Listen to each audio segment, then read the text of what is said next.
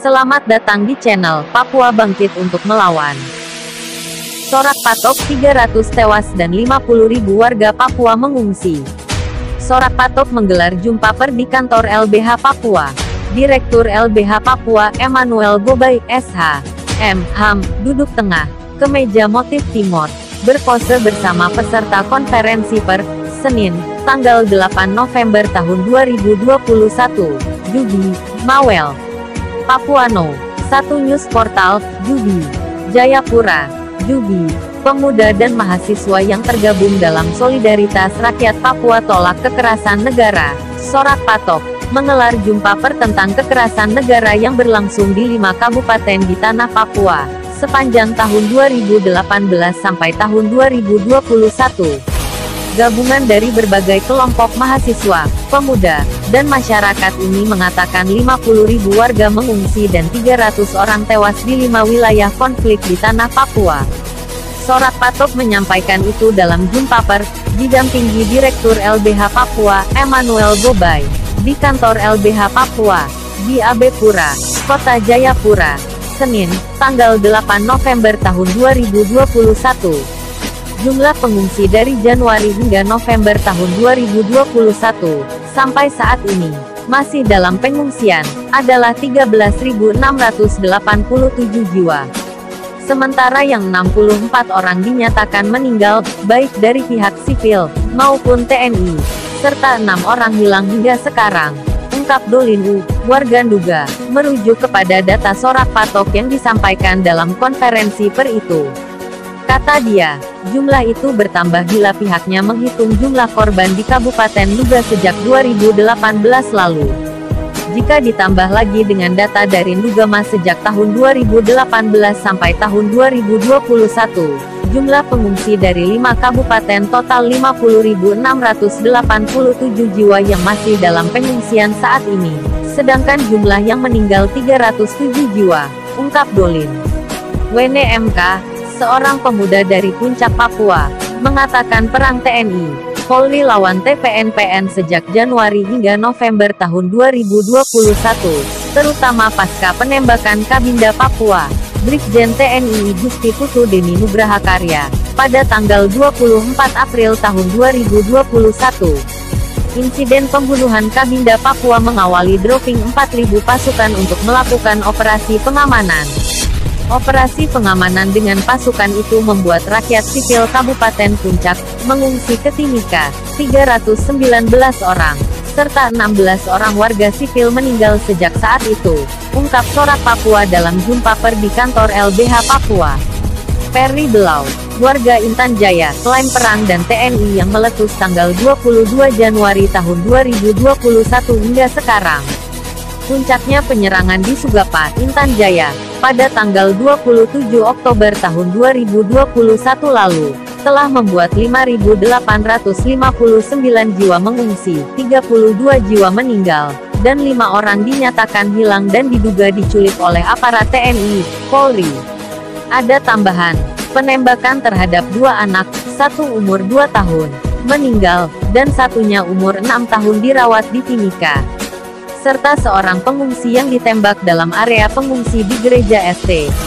Michael Bilogai, yang sementara pengobatan ditangani oleh Polsek Sugapa, Intan Jaya, ungkap mereka. Theo Asia, warga Kabupaten Maibrat, Provinsi Papua Barat mengatakan operasi militer di Maibrat pada tanggal 2 September tahun 2021 telah membuat 2.321 jiwa mengungsi dan 6 orang dinyatakan meninggal dunia.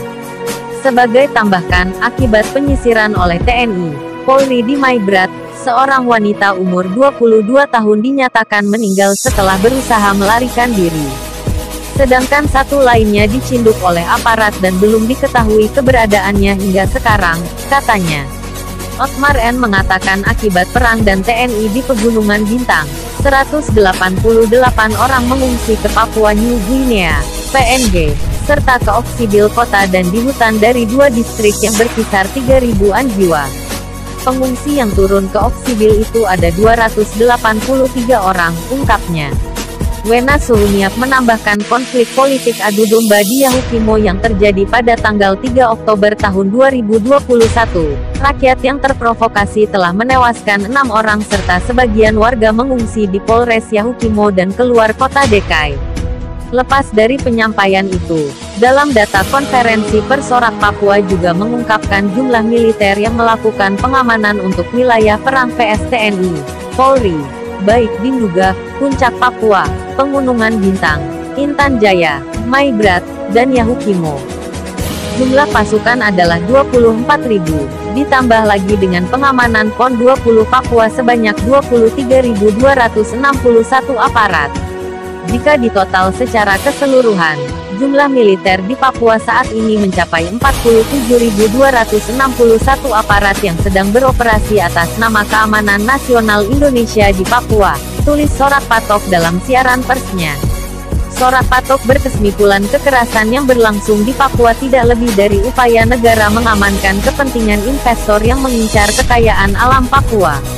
Negara mulai sejak Perjanjian Amerika 1962 hingga PPRA 1969.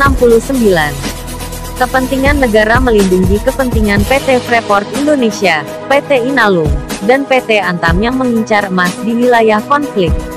Karena itu, Sorak Patok mendesak negara segera hentikan semua operasi militer di wilayah perang dan seluruh tanah Papua, yang hanya menguntungkan investor, oligarki, kaum pemodal, dan imperialis global, ungkap mereka dalam pernyataannya. Mereka juga mendesak pemerintah Indonesia segera mencabut semua izin eksplorasi, rencana pembangunan dan eksploitasi di wilayah Blok A Timika, Blok B Intan Jaya, Blok C Pegunungan Bintan dan Blok D Yahukimo. Lebih dari itu, demi kepentingan investasi, baik perizinan perkebunan sawit, food estate di Merauke dan Yahukimo, illegal logging di Maibrat, serta illegal mining dan fishing, Bandara Antarika di Biak. Semua ini merupakan dalam krisis kemanusiaan di tanah Papua selama ini, tegasnya dalam pernyataan per tersebut. Untuk memastikan klaim ini, pihaknya mendesak pemerintah Indonesia membuka akses bagi jurnalis independen, baik nasional maupun internasional, untuk datang dan menginvestigasi situasi kemanusiaan di Papua. Lebih dari itu, mendesak Komisioner Tinggi HAM Perserikatan Bangsa-Bangsa dan lembaga HAM independen nasional dan internasional untuk datang ke Papua. Secara khusus ke wilayah yang terkena dampak operasi militer, seperti Nduga, Intan Jaya, Puncak Papua, Maibrat, dan Pegunungan Bintang, tegasnya.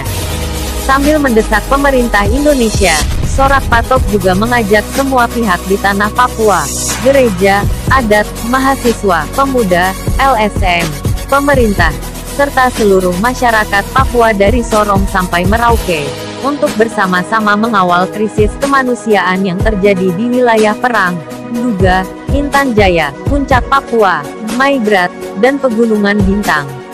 Karena masalah mereka adalah masalah kita bersama, Papua, tegas mereka. Karena Papua menjadi masalah bersama, pihaknya mendesak pemerintah meninjau kembali kebijakan otonomi khusus Papua. Karena otonomi khusus tidak akan menyelesaikan masalah yang ada. Berikan hak menentukan nasib sendiri bagi bangsa Papua untuk mengakhiri krisis kemanusiaan dan darurat militer, sekaligus ancaman perubahan iklim akibat pola eksploitasi kapitalisme dan imperialisme global atas sumber daya alam Papua, tegas mereka.